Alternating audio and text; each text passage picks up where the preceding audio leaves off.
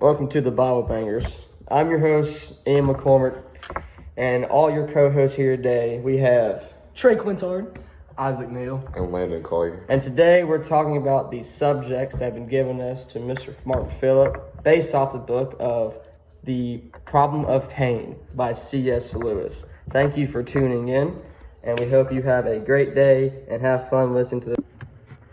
Welcome to the Bible Bangers, the podcast where we bring real talk to timeless text. I'm your host, Ian, and every week we dive deep into scripture, theology, and classic Christian thought. Unfiltered, unafraid, and unashamed. Whether you're a lifelong believer or someone who's just curious, we promise to bring a fresh perspective to faith that you won't find anywhere else. Today, we're tackling a book that cuts right into the hearts of one of the most difficult questions in Christian theology, The Problem of Pain by C.S. Lewis. If you've ever wrestled with the age-old dilemma of why a loving God allows suffering, then this episode is for you. Lewis, the master of making big ideas relatable, walks us through pain, suffering, and the meaning behind it all. So grab your Bible, your brain, and maybe a cup of coffee, because we're about to bang out some serious discussion on one of the most challenging aspects of faith. Let's get started with The Problem of Pain by C.S. Lewis. All right, it's time to dive into some of the big questions raised by C.S. Lewis in The Problem of Pain. Let's start with this one. What are the consequences of rebelling against the supernatural or disregarding morality? Yeah, Lewis doesn't pull any punches here. He's basically saying that when we rebel against the supernatural or against God, we're not just reject a set of beliefs. We're disconnecting ourselves from the very source of life and meaning. It's like cutting the power line to your house and wondering why nothing works anymore. We might think we're being independent or free, but we're actually creating chaos, not just in our own lives, but in the world around us. Exactly. And when we disregard morality, it's not just a personal issue. It impacts everything. Relationships, society, and culture. Lewis makes the point that morality has to be rooted in something bigger than just our own preferences, or else it becomes a pretty shaky ground. Without that moral compass, things tend to spiral, and before you know it, you're lost. It's like a boat without a rudder. You think you're just floating along, doing your own thing, but eventually you crash. And in Lewis's view, rebelling against the supernatural is ultimately rebelling against reality itself. All right, moving on to our next question. What happens when you try to have morality without acknowledging the numinous? Oh, I love this distinction. Lewis makes us say that morality is great. Sure, you can be a good person, follow all the rules, do the right thing, but without the numinous, without that sense of awe and connection to something greater than just moral principles, you're missing the point. It can start to feel kind of like hollow. You're just going through the motions. Yeah, and Lewis warns that morality on its own can become a little, self-righteous.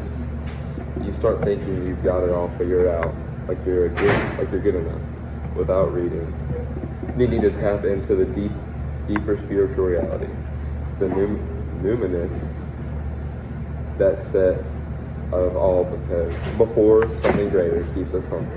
It reminds us that morality isn't just about rules, it's about relationship with God or the divine. Sorry about the background noises. It's just a little interruption, but to keep on going with our podcast. But you're right, Land. It's the difference between being a good person and being someone who's really connected to the bigger picture. Morality without the numinous risk becomes an end in itself, and we start to lose the sight of why we're being good in the first place. So to wrap it up, when we rebel against the supernatural or try to live a moral life without acknowledging the divine, we can face some pretty serious consequences. We can lose our sense of meaning, connection, and humility. But the good news is, Lewis doesn't leave us hanging. There's always a way back to the supernatural, to the numinous, and to a life of purpose. We just have to be willing to face those deeper realities. Alright, so let's get into something pretty deep. In The Problem of Pain, C.S. Lewis talks about why a powerful God would allow suffering. He basically says that God created the Word to work in a certain way and give us free will. And that means suffering is just kind of part of it. What do you think about that? Does it make sense to you? I mean, it kind of makes sense to me. Like, I get what he's saying. Lewis is saying that if God made the world with real rules and gave us actual choices, but the bad stuff is going to happen sometimes. Like, fire is hot. If you touch it, you get burned. If we have free will, that means we're going to make mistakes or bad choices, which can hurt us or others. It's kind of like if God stopped every bad thing, will we even be able to choose freely anymore? Yeah, exactly. And I think Lewis's point is that free will isn't real if it's totally safe. Like, if God protected us from every bad thing, then would we really have any freedom? At the same time, it still feels kind of weird. Like, if God's all powerful, why not just create a world where we are free but somehow don't suffer? I think Lewis would say that pain actually has a purpose. Like, it's how we learn and grow. I mean, nobody likes pain, but a lot of the times that's what makes us stronger. It's kind of like working out. Yeah, it hurts, but that's what builds muscles. So maybe God lets us deal with hard stuff because it actually helps us in the long run. That's true. Lewis even says that pain is like God's megaphone. It gets our attention. It's like when life's easy, we just kind of do our own thing, but we're struggling. That's when we start looking for something bigger than ourselves. But okay, here's a twist. What about miracles? If God usually doesn't mess with the way things work, how do miracles fit in?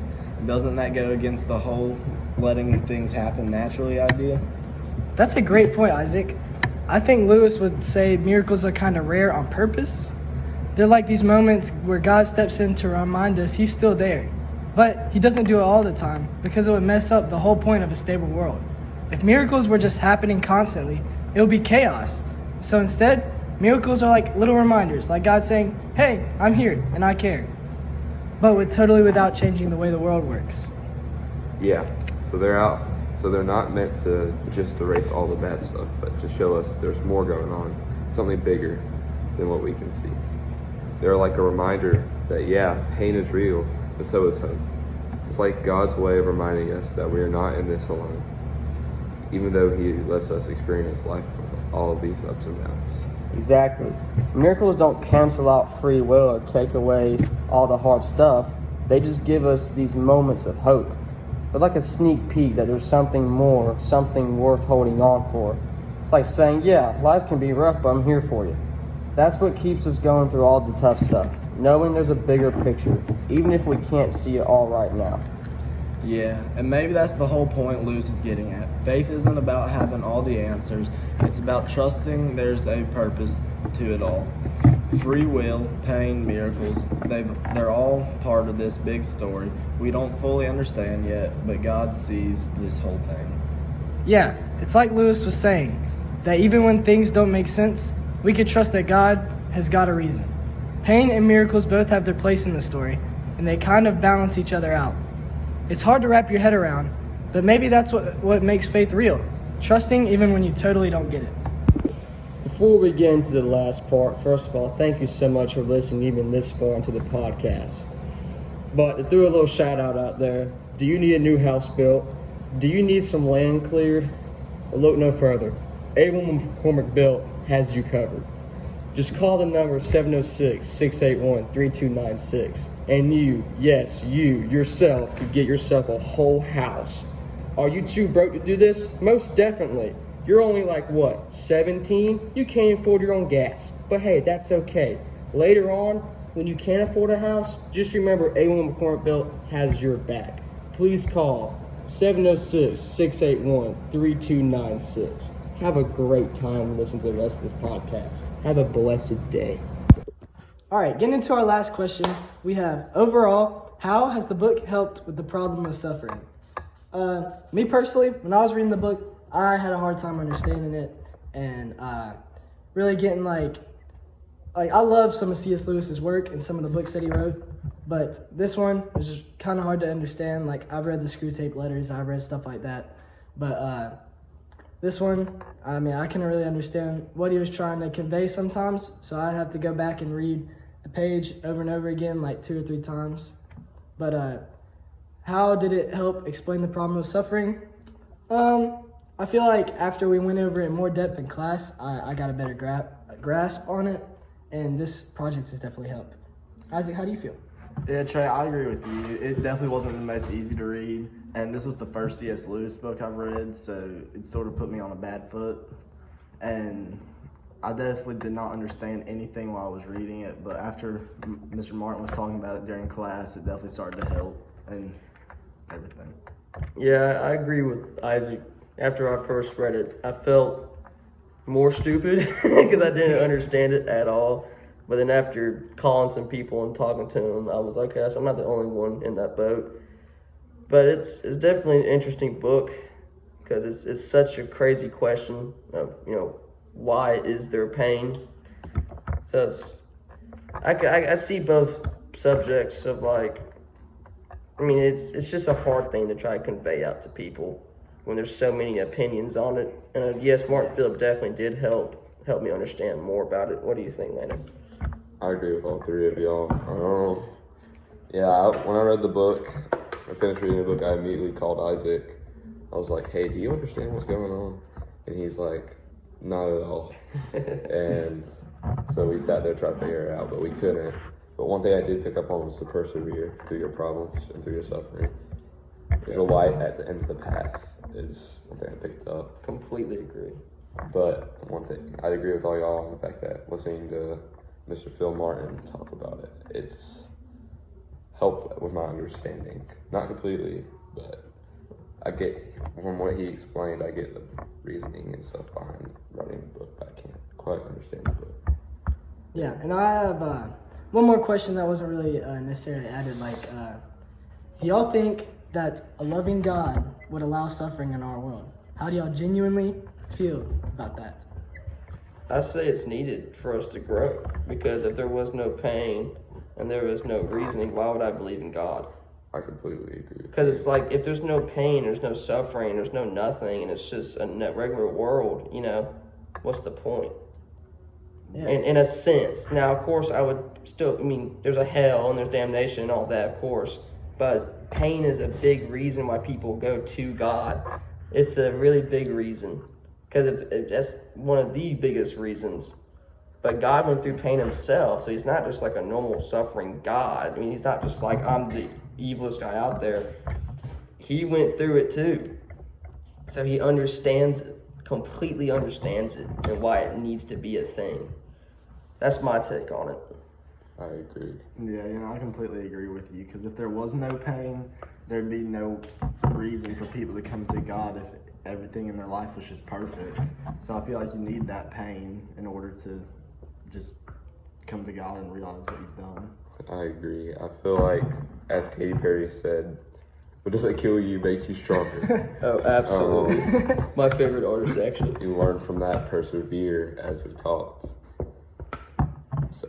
And so I would say it has something to do with salvation, because if we didn't have a choice, it's like if you're going to propose to your wife and you had a gun held to her hand, of course she's going to say yes. So if we didn't have a choice to say yes to God, then if we don't have a choice to say yes to God, then it's not really love. And without pain, there's not really love. Pretty aggressive, Trey. I'm not a little aggressive there, I but think the gun. But terror was pretty it makes sense. You It definitely get the makes point. sense.